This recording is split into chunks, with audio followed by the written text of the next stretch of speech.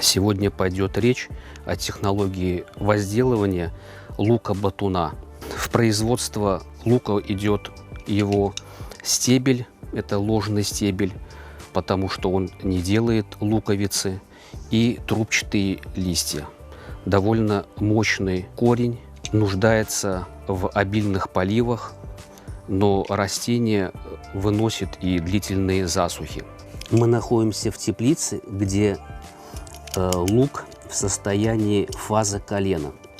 Вот он сейчас первый настоящий листик выдавливает, и вот он будет распрямляться. Из расчета 150 грамм на сотку здесь был высеян лук. Глубина заделки сантиметр-1,5 сантиметра. Ширина междурядий 15-18 сантиметров. Ширина самого ряда сантиметров 10. Сразу после посева хорошо запитывается, делается обильный полив. Чуть только земля просохнет, его обрабатывают гербицидом Стомп для того, чтобы на начальном этапе дать выйти луку, чтобы он обогнал сорняк. После посева, для того, чтобы сохранить в почве влагу, натягиваем затеняющую сетку и дожидаемся 100% всходов.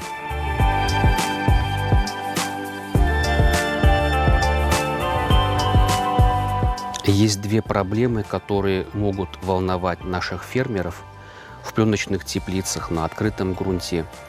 Это заболевание, ложная мучнистая роса или переноспороз.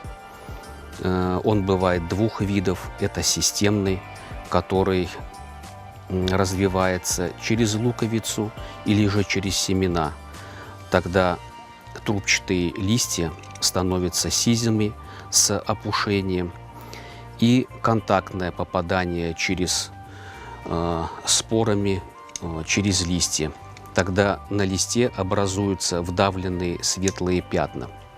Из вредителей лук может беспокоить трипс. Он заселяется в шейки луковицы и оттуда питается молодыми листьями, делает проколы. Потом, когда лист вырастает, на нем образуются белые, слегка сизые, белесые полоски. Вот в данном месте вот фузариозное увядание. То есть мы видим выпады. Вот поднимаются сеянцы, и там, где у них корневая шейка, начинается гниль. Это заболевание грибковое. Оно находится в почве и будет с растительными остатками здесь перезимовывать. Какие меры борьбы? То есть здесь обязательно севооборот, то есть уйти от культуры от этой.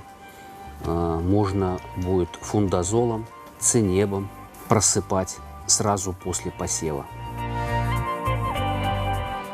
В теплице культура уже подходит к уборке. Длина пера в зависимости от спроса на рынке от 30 до 45 сантиметров должна быть. В зависимости от сроков посева длина вегетации длится по паспорту от 45 дней, но по факту где-то около 55-60 дней от момента всхода до уборки урожая. Когда растение уже собирается в теплице, идет уборка, потом ее выносят в прохладное место, и там идет доработка. То есть перо на кончике, оно от солнца или выжигается, или поражается переноспорой. То есть надо будет отщипывать самые кончики.